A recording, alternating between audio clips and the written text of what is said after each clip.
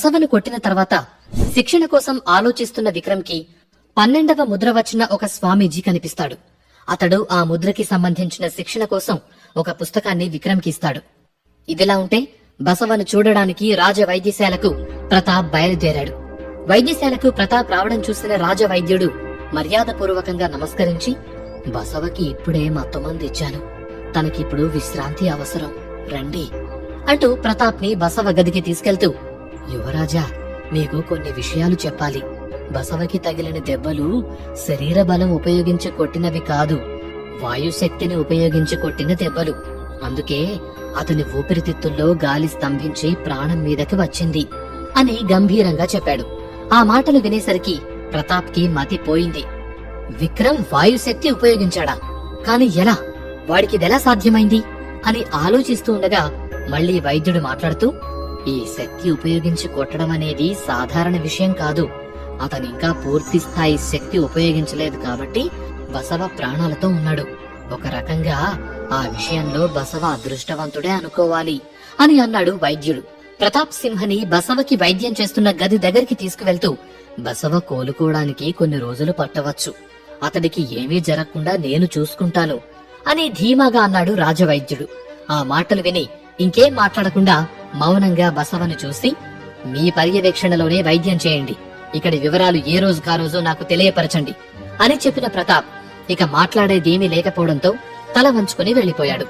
ప్రతాప్ కి చాలా అవమానంగా ఉంది. విక్రమ్ చేతుల్లో తన ఆంతరంగిక సైనికుడు గాయాల పాలవ్వటం అవమానంగా అనిపిస్తోంది. ఇక్కడ విక్రమ్ మీద కోపంతో ప్రతాప్ రగిలిపోతుంటే, అక్కడ ఇంట్లో మంచం మీద కూర్చుని తన కళ్లను తానే నమ్మలేనట్లు గాల్లో ఎగురుతున్న పుస్తకాన్ని చూస్తున్నాడు విక్రమ్.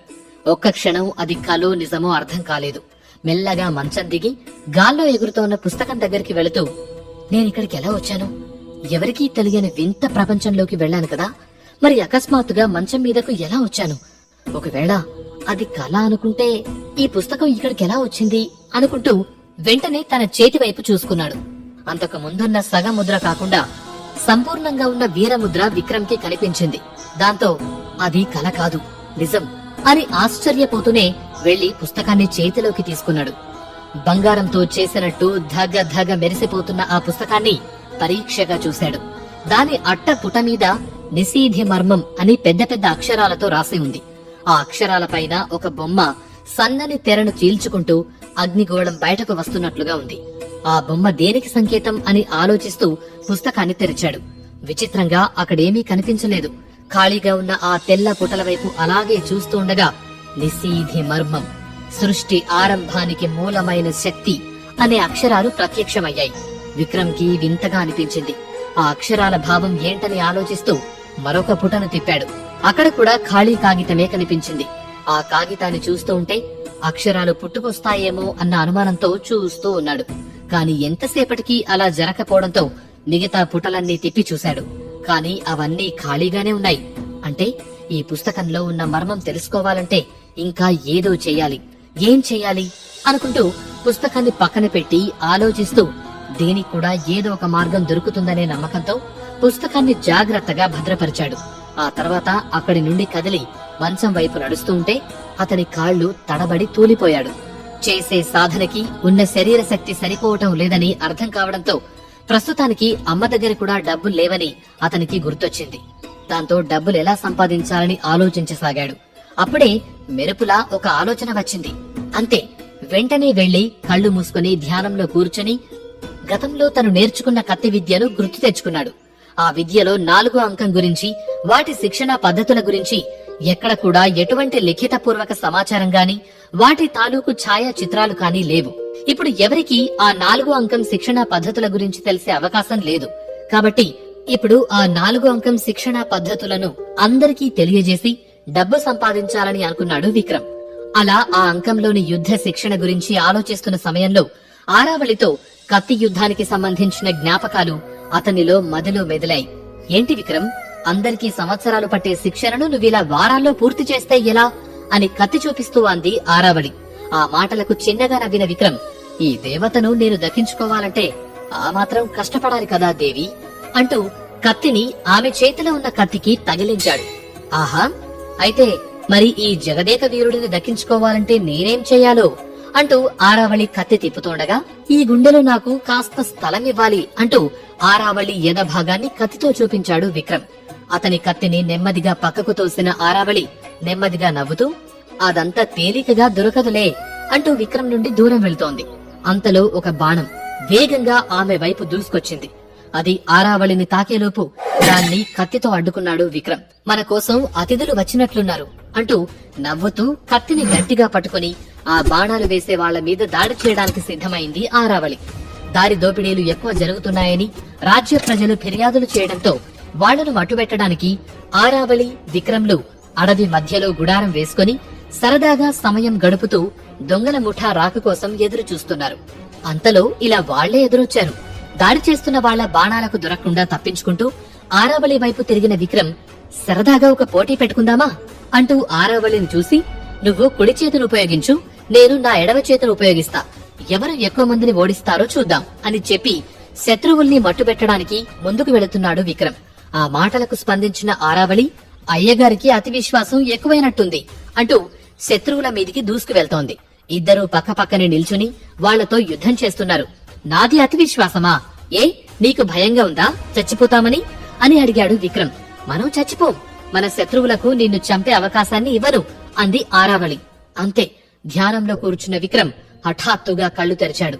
ఆ రోజు అతని చెవిలో ఆరావళి అన్న మాటలు ఈ రోజు మారుమోగుతున్నాయి. దాంతో అతని కళ్లల్లో కోపం, పెదవులపైన నవ్వు ఒకేసారి వచ్చాయి. ఆ ఆలోచనల్ని పక్కన పెట్టి ధ్యానం నుండి లేచి వెళ్లి ఒక వస్త్రం తీసుకుని దానిమీద బొమ్మలు గీయటం మొదలుపెట్టాడు. నిద్ర లేకుండా అలా సూర్యోదయం వరకు చిత్రాలు గీయిస్తూనే ఉన్నాడు. అంతా అయిపోయాక వాటిని చూసి నవ్వుకుంటూ వాటి రంగులు ఆరాలని ఒక పక్కన పెట్టి నిద్రపోయాడు విక్రమ్.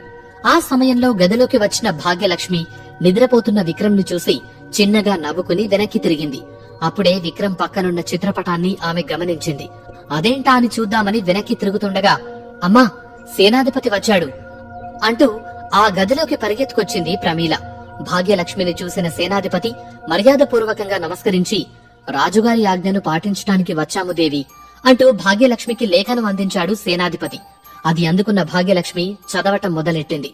రాజసేనాని అయిన బసవ విధులకు భంగం కలిగించి అతన్ని గాయపరిచిన కారణంగా విక్రమ్ను సంజాయిషీ కోరటం జరిగింది.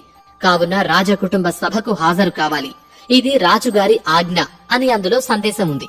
ఇదంతా కళావతి కావాలనే చేసిందని భాగ్యలక్ష్మికి అర్థమై, విక్రమ్ రాడు, నేను వస్తాను అని చెప్పింది. అలా కుదరదమ్మా అంటూ సేనాధిపతి చెబుతుండగా అక్కడికి వచ్చిన విక్రమ్, ఇప్పుడే రావాలా, ఇంకా సమయం ఉందా అని అడిగాడు. వెంటబెట్టుకుని తీసుకురామని రాణిగారి ఆజ్ఞ అని సేనాధిపతి చెప్పగానే లోపలికి వెళ్లిన విక్రమ్ కత్తిని వరలో పెట్టుకుని బయటకు వచ్చి, పదండి అని వాళ్లతో వెళ్లాడు. మరోపక్క కళావతి, ప్రతాప్, రాజలక్ష్మి మరికొంతమంది రాజపరివారమంతా సమావేశ మందిరంలో కూర్చుని ఉన్నారు. విక్రమ్ విషయంలో తొందరపడి మనుషులను పంపినందుకు ప్రతాప్ను మందలించిన కళావతి, ఒక్కరోజు బాధ్యతలు చూసుకోమని వదిలి వెళితే చూసుకోలేకపోయావంటూ రాజలక్ష్మిని కూడా తిట్టింది. అదీగాక అంతమైపోతాడనుకున్న విక్రమ్ రోజురోజుకి బలవంతుడవుతూ తమకే ఎదురు తిరుగుతున్నాడంటే కళావతి భరించలేకపోతుంది. ఈ విషయంలో ఏమైనా చేద్దామా అంటే, అతని జోలికి వెళ్లకండి, చూస్తూ గమనిస్తూ ఉండండి చాలు అని ఆరావళి ఆదేశించింది. ఇలా కళావతి ఆలోచిస్తుండగా దేవిగారికి ప్రణామములు. సేనాపతి గారు విక్రమ్ సింహ యువరాజు గారిని వెంటబెట్టుకుని వచ్చారు. ప్రవేశపెట్టడానికి మీ అనుమతి కోరుతున్నారు అని రక్షకుడు చెప్పాడు. రమ్మనండి అని కళావతి చెప్పగానే మరుక్షణంలో లోపలికి వచ్చిన విక్రమ్ ఆ సమావేశ మందిరాన్ని తేరిపారా చూశాడు. పెద్ద పెద్ద ఆసనాలతో దాదాపు ఒక 50 మంది సమావేశమయ్యే విధంగా ఉన్న ఆ మందిరంలో భటులెవరూ లేకపోవడంతో ఆ సమస్య పెద్దది చేయాలనే ఉద్దేశం వారికి లేదని విక్రమ్ కి అర్థమైంది. ఆ మందిరాన్ని బాగా గమనించిన విక్రమ్, రాజకుటుంబ పెద్దలకు, నా సోదర సోదరీమణులకు నా ప్రణామములు అని కొంచెం గట్టిగా అన్నాడు. విక్రమ్ ని చూసిన వాళ్లంతా ఆశ్చర్యపోతున్నారు. ఇంతకు ముందు మంచం మీద నిస్సహాయంగా జీవం లేకుండా ఉన్న విక్రమ్ ను మాత్రమే చూసిన వాళ్లు ఇప్పుడు అతని మాటల్లో ఆత్మవిశ్వాసం, నడకలో రాజసం, ముఖంలో వర్చస్సు కనిపించటంతో నోరెళ్లబెట్టి ఏదో వింతను చూస్తున్నట్లు కన్నార్పకుండా చూస్తూ ఉన్నారు. విక్రమ్ నిలబడి ఉన్నాడని గమనించిన రాజ్యలక్ష్మి కూర్చోమన్నట్టు సైగ చేయబోయింది. కాని అంతలోనే ఒక పక్క ఖాళీగా ఉన్న కుర్చీని లాక్కుని సమావేశ మందిరం మధ్యలో వేసుకుని కూర్చున్నాడు విక్రమ్. ఆ ప్రవర్తనకు అందరూ దిగ్భ్రాంతి చెందారు. కళావతికి కోపం వచ్చినా బయట పడనివ్వలేదు. అందరూ మౌనంగా ఉండటంతో విక్రమే కల్పించుకుని, నా తండ్రి గారి ఆజ్ఞ మేరకు నన్ను ఇక్కడికి పిలిపించారని తెలిసింది అంటూ తండ్రి అనే పదాన్ని ఒత్తి పలికాడు. దాంతో ప్రతాప్ కి కోపం పెరిగింది. పిడికిలి బిగించి పళ్ళు కొరుకుతూ కోపాన్ని అణుచుకుంటున్నాడు. విక్రమ్ మాటలకు సమాధానంగా రాజ్యలక్ష్మి మాట్లాడుతూ, నిన్న రాత్రి బసవ విషయంలో జరిగిన దానికి సంజాయిషి అడగటానికి పిలిపించాము అని చెప్పింది. నిజానిజాలు తెలుసుకోకుండా సంజాయిషి అడగటంలో ఆంతర్యం ఏమిటో తెలుసుకోవచ్చా అని అడిగాడు విక్రమ్. దాంతో అక్కడున్న అందరికీ విక్రమ్ మీద కోపం వచ్చింది. ఆ కోపంలోనే అతని వైపు తీక్షణంగా చూస్తూ, నువ్వు బసవని గాయపరిచావనే విషయం ఎదురుగా కనిపిస్తుంది కదా, మరలాంటప్పుడు అడగాల్సింది సంజాయిషినే కదా అని అడిగింది రాజ్యలక్ష్మి. గాయపరిచి వదిలేశాను కదా, అంతవరకు సంతోషించండి అంటూ పైకి లేచిన విక్రమ్, రాజకుటుంబంలోని సభ్యుల మీదకు బయట వారిని యుద్ధానికి పంపకూడదనే నియమం పెద్దమ్మగారికి తెలియదా అని సూటిగా విషయం మాట్లాడాడు. ఆ మాట వినగానే అందరూ నిశ్చేష్టులయ్యారు. కళావతి ఆవేశపడకుండా అంతా గమనిస్తూ, ఏది రాజధర్మమో ఏది కాదో నువ్వు మాకు చెబుతున్నావా విక్రమ్ అని కోపంగా అడిగింది. ధర్మం ఎవరు చెబితే ఏంటి, చెప్పింది నిజమా కాదా అనేది ఆవేశపడకుండా ఆలోచించటం ఉత్తమం పెద్దమ్మా అని విక్రమ్ అంటుండగా, ఎంత ధైర్యం ఉంటే అమ్మకి ఎదురు చెబుతావు అంటూ కోపంగా కత్తి తీసి విక్రమ్ మీదకి వచ్చాడు ప్రతాప్. రెప్పపాటులో విక్రమ్ కూడా కత్తి తీసి ప్రతాప్ సింహ దాడిని ఎదుర్కొన్నాడు. విక్రమ్ వేగానికి బలానికి ప్రతాప్ చేతిలో ఉన్న కత్తి కింద పడింది. క్షణకాలంలో అక్కడున్న వారికి ఏం జరిగిందో అర్థం కాక కంగారుగా నిలబడ్డారు. విక్రమ్ అని రాజ్యలక్ష్మి అరిస్తే, ప్రతాప్ అని కళావతి అరిచింది.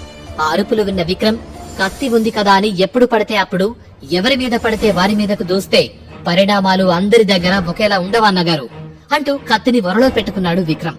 ప్రతాప్ కి విక్రమ్ మాటలు అవమానంగా అనిపించాయి. నువ్వు ఎవరో, నీ స్థానమేమిటో మర్చిపోయి మాట్లాడకు విక్రమ్, నీ హద్దు గుర్తెరిగి మాట్లాడు అని కోపంగా అంది రాజ్యలక్ష్మి. ఆమె వైపు తిరిగిన విక్రమ్, నేనా? నా పేరు విక్రమసింహ, ఈ రాజ్యానికి యువరాజుని, ఇది నాకు బాగా తెలుసు పెద్దమ్మా అంటూ నవ్వాడు. ఇదంతా చూస్తున్న కళావతికి కోపం పెరిగిపోతోంది. అందుకే ఇక చూస్తూ ఉండలేక, పెద్దలన్న గౌరవం లేకుండా ఇలా మాట్లాడడం మంచి పద్ధతి కాదు విక్రమ్ అని అంది.